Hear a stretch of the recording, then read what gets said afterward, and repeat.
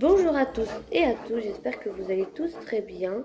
Tout d'abord, je voulais vous remercier à toutes les personnes qui me rejoignent chaque jour. Je vois vos abonnements. Ne vous inquiétez pas, le concours est bien aux 200 abonnés, donc il faut attendre un petit peu. Aujourd'hui, ce sera la vidéo sur le deuxième trimestre, tout simplement parce que j'ai terminé mon deuxième trimestre. Ça y est, j'entame le troisième. Donc, comment ça s'est passé? Pas comme du tout comme Nora. Pas non plus horrible, hein. Mais comparé à Nora, au début du trimestre, j'ai fait des mini cauchemars.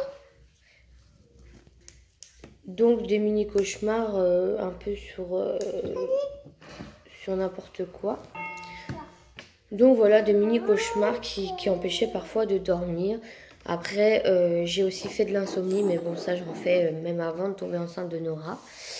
Il y a eu beaucoup de fatigue, donc je pense que c'est dû au fait que j'ai bébé 1 déjà, qui est aussi en bas âge, qui demande beaucoup d'attention. Donc du coup, voilà, il faut gérer les deux.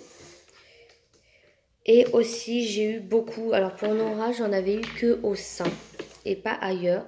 Donc là, j'ai beaucoup de vergetures qui commencent à arriver au niveau des cuisses.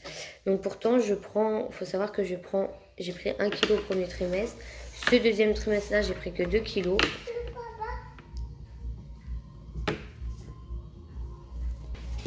Donc pourtant, c'est un bébé qui est aussi petit, au même stade que Nora. Mais voilà, mon corps... après, on dit souvent qu'un deuxième bébé, on prend un peu plus de poids. Et du coup, j'ai des vergetures qui apparaissent sur les cuisses. Donc voilà, c'est pas non plus catastrophique. Mais bon, voilà, c'est comme ça. Moi, j'ai commencé à sentir... C'est un peu dans le petit bazar, hein. J'ai aussi eu ma peau qui a changé.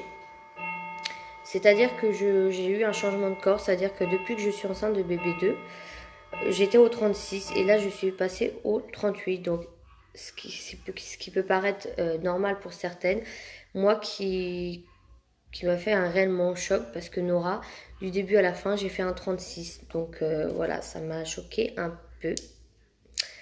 Autrement, j'ai eu aussi la peau qui change énormément. Donc comme je vous ai dit, le poids, mais aussi les boutons qui apparaissent vraiment partout. Donc en vidéo, ça peut ne peut-être pas se voir, mais c'est horrible. Déjà d'une, je me maquille plus. C'est terminé jusqu'à l'accouchement.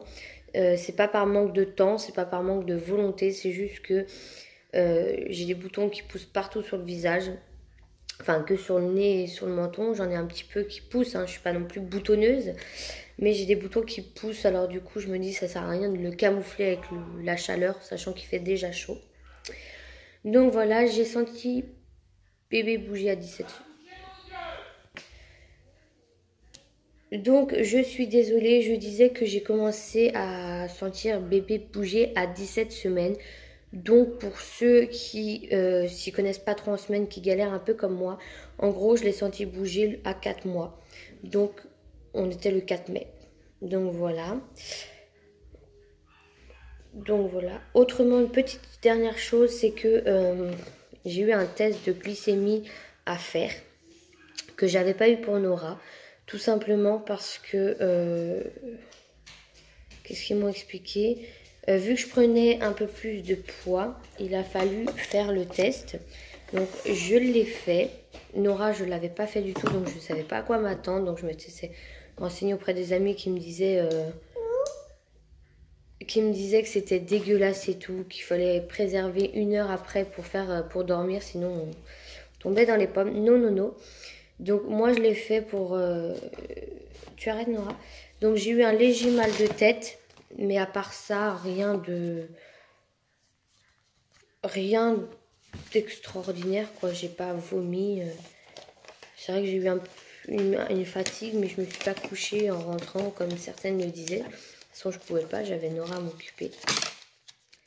Donc voilà, j'ai eu le test de glycémie qui avait un peu monté, sachant que j'avais un peu triché avant. C'est-à-dire que j'avais bu du jus d'orange avant d'y aller, il fallait pas. Moi, je savais pas, elle m'avait pas prévenu. Donc pendant 3 semaines, j'ai dû en gros me piquer. Donc je vais vous faire montrer à quoi ça consistait en fait, pour que vous sachiez. Donc déjà, on voit une diététicienne. Tu peux les mettre sur la poubelle, s'il te plaît, Nora?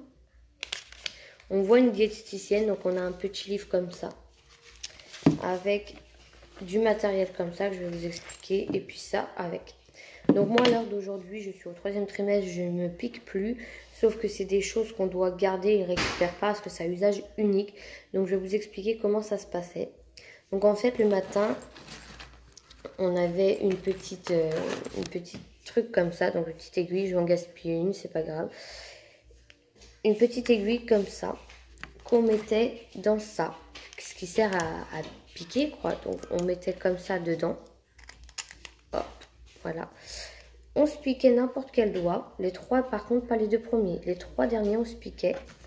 Ensuite, on avait un petit appareil que je vais vous faire montrer. Pareil, je vais en gaspiller un, c'est pas grave. Je m'en sers plus de toute façon. Voilà, qu'on mettait ici, donc ça s'affichait. Quand on s'était piqué, on avait du sang, donc il fallait mettre là. Et on avait un taux qui s'affichait. Et une fois qu'on l'avait écrit le taux, voilà. Donc, et puis, une fois que ça s'était fait, qu'on s'était piqué, on enlevait le matériel. La petite poubelle jaune, c'est exprès parce que c'est des choses qui se recyclent. On ne peut pas mettre ça comme ça dans la poubelle. Et donc, dans ce livre-là, on devait marquer. Moi, au début, je devais marquer avant chaque repas et après chaque repas, 2 heures après chaque repas. Et après, c'était juste après chaque repas. Et en plus de ça, j'avais sur mon téléphone une application qui s'appelait MyDiaby où on écrivait, donc là je l'ai plus parce que j'ai supprimé, où on écrivait aussi les résultats pour que dans le livre nous on les a, mais que la sage-femme les avait aussi en temps réel.